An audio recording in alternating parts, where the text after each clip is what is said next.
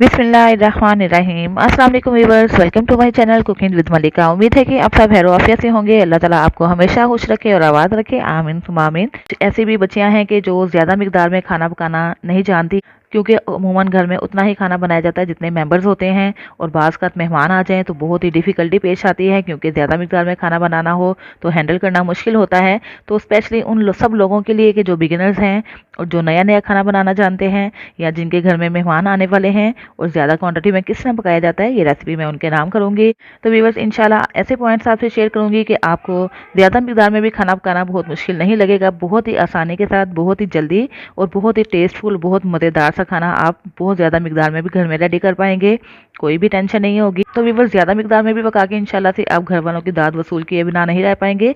घर वालों की क्या, मेहमानों की भी दाद आपको ज़रूर मिल पाएगी इंशाल्लाह से। तो व्यूअर्स, आज हम बनाने जा रहे हैं 3 केजी मटन कौरमा, यानी कि 3 किलो का मटन कौरमा कैसे रेडी होगा मैं आपसे शेयर करती हूँ, क्योंकि हमारे भी घर आने वाले हैं मेहमान। तो मैंने सोचा क्यों ना ये रेसिपी आपसे भी शेयर की जाए, ताकि आपके लिए भी आसानी पैदा हो जाए। व्यूअर्स, उससे पहले आप जानते हैं ना कि आपको मेरी वीडियो को लाइक करना है, शेयर करना है, और अगर आप चैनल पर नए हैं तो प्लीज़ चैनल को सब्सक्राइब किया करें, बेल आइकन प्रेस किया करें, ताकि आपको मेरी नई नई वीडियोस की नोटिफिकेशन फौरी से मिल सके। और साथ ही साथ आप सबकी सपोर्ट का, आप सबके लवली कमेंट्स का बहुत बहुत शुक्रिया। इसी तरह मुझे सपोर्ट करते रहें। अल्लाह ताला हम सबको ढेरों कामयाबियों से नवाजे, आमीन सुम्मा आमीन। बस देखते हैं कि 3 किलो का मटन कौरमा हम कैसे रेडी करने वाले हैं।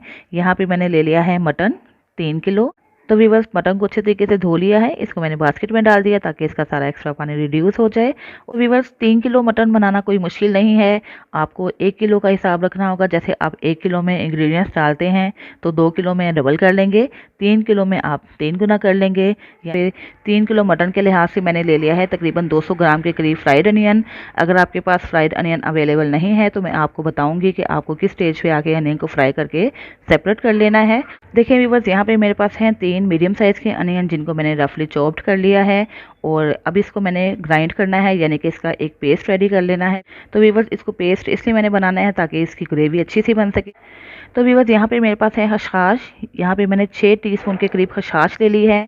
खसखस कह लें या खसखस कह लें, खसखस के लिहाज से एक बात आपको जहन में रखना बहुत ज़रूरी है कि इसके अंदर बहुत से कंकर, रेत और मिट्टी वगैरह होती है। इसको हमने साफ़ करना है। पहले साफ़ करने का तरीका ये है कि इसको भिगो दें, और जैसे भिगोने के बाद आप इसको छान लें। जैसे मैंने यहाँ पे एक छलनी ले ली थी छोटी सी, इसके अंदर मैंने छान लिया था, और नीचे इसके बैठ के थे कंकर, रेत वगैरह, मिट्टी वगैरह। ठीक है, फिर 2 दफ़ा नहीं बल्कि 3 दफ़ा मैंने ये स्टेप किया है, और उसके बाद इसको मैंने भिगो के रख दिया है। इससे क्या हुआ है कि मिट्टी भी साफ़ हो गई है, जो खसखस है ये भी धुल गई है, और अब मैंने भिगोया हुआ है इसको तकरीबन 1 घंटे से।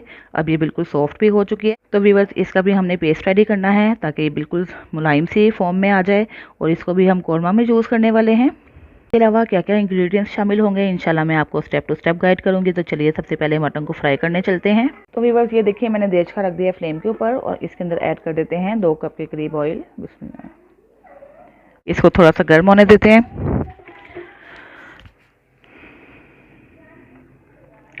और व्यूअर्स, अगर आपने अनियन पहले से फ्राई नहीं किया हुआ तो यहाँ पे आके आप पहले अनियन फ्राई करेंगे, और अनियन फ्राई करने के बाद आप उसको निकाल लेंगे, और उसके बाद हमने जो स्पाइसेस मैं आपको बताने लगी वो ऐड करेंगे। ठीक है, तो viewers, 3 kilo mutton korma ready करने के लिए जो जो हमने साबुत मसाले ऐड करने हैं वो नोट कर लें। 1 टेबलस्पून भर के मैंने ले लिया है साबुत काली मिर्च, 1 टेबलस्पून ले लिया है ज़ीरा, जो कि मैंने 12 अदद ले ली।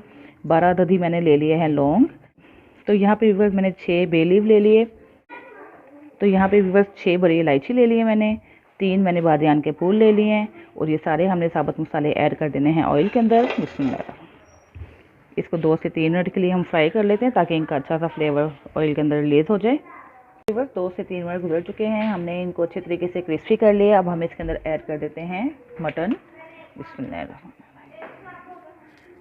3 केजी मटन है, वॉश भी है, और इसका एक्स्ट्रा पानी भी रिड्यूस हो चुका।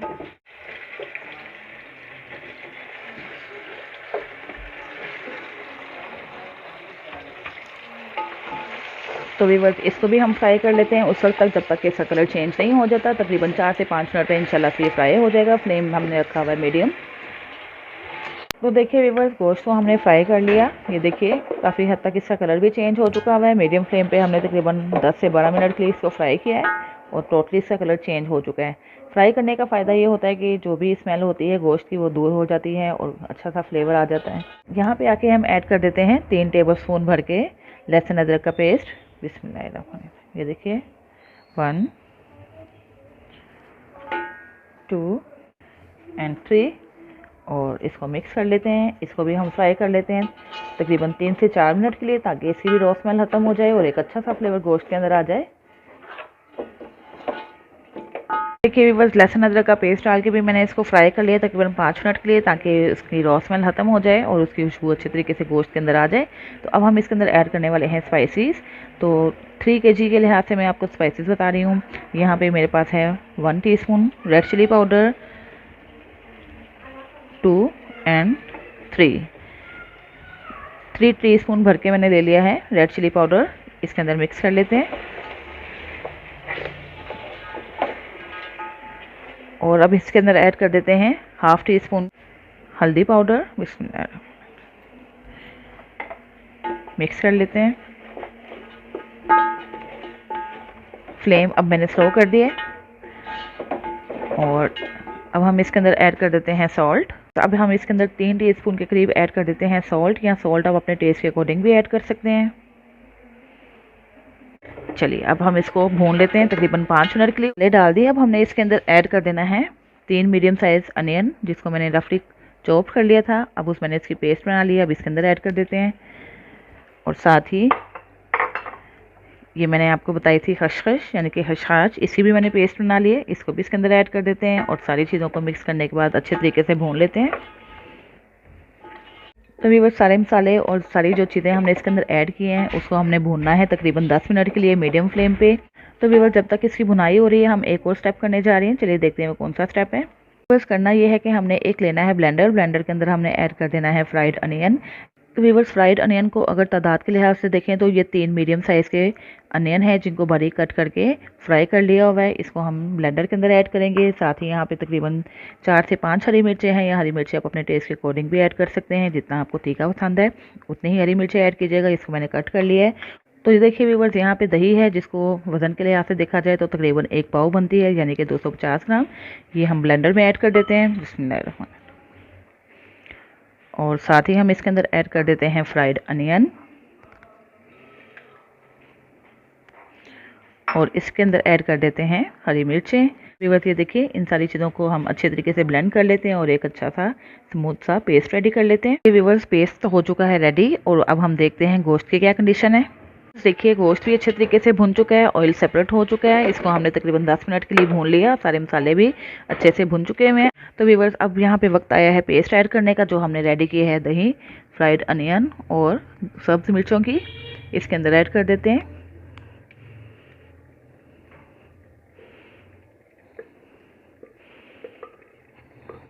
तो ये सारा पेस्ट व्यूअर्स मिक्स कर देते हैं गोश्त के अंदर। इसको भी फ्राई कर लेते हैं तकरीबन 4 से 5 मिनट के लिए, या उस वक्त तक फ्राई करेंगे जब तक कि ऑयल सेपरेट नहीं हो जाए।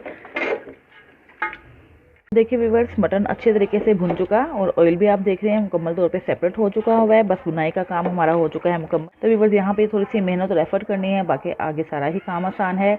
तो बुनाई अच्छे तरीके से हो गई तो इंशाल्लाह से आपका कुरमा बहुत टेस्टफुल बनेगा। बस बुनाई का थोड़ा सा आपको ख्याल रखना होगा। बस अब वक्त आया है इसके अंदर पानी ऐड करने का। पानी हम इसके अंदर कितना ऐड करेंगे ये देख लीजिए।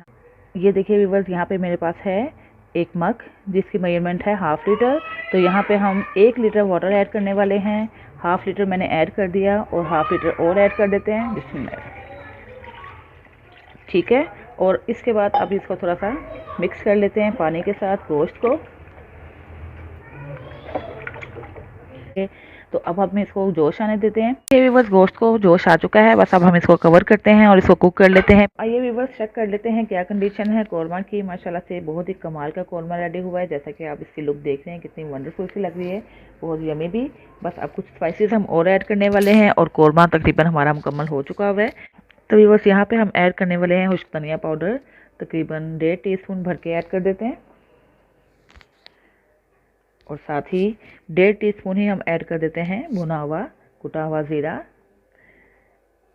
धनिया पाउडर भी मैंने रोस्ट किया हुआ है, ड्राई रोस्ट है। ये देखिए 1.5 टीस्पून ये हो गया। और इसी तरह 1.5 टीस्पून हम ऐड कर देते हैं गरम मसाला पाउडर। गरम मसाला भी मैंने ड्राई रोस्ट किया हुआ है उसके बाद इसको पाउडर फॉर्म में लाई थी। बस ये सारी चीज़ें हमने इसके अंदर ऐड कर दी। थोड़ा सा इसको हम मिक्स कर लेते हैं और इन सारी चीज़ों को लास्ट में ही ऐड करते हैं।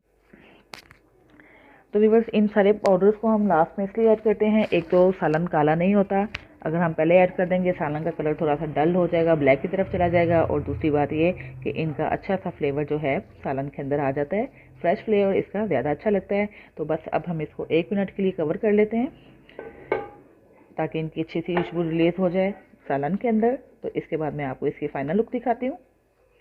तो आइए व्यूअर्स, 1 मिनट हो चुका है, इसकी फाइनल लुक भी देख लेते हैं। अब हम फ्लेम बंद कर देते हैं और इसके अंदर जितने भी साबुत मसाले हमने ऐड किए हुए हैं वो हम रिमूव कर लेते हैं।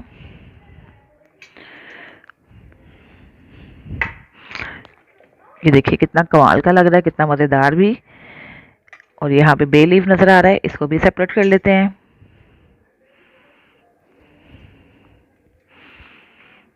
ये देखिए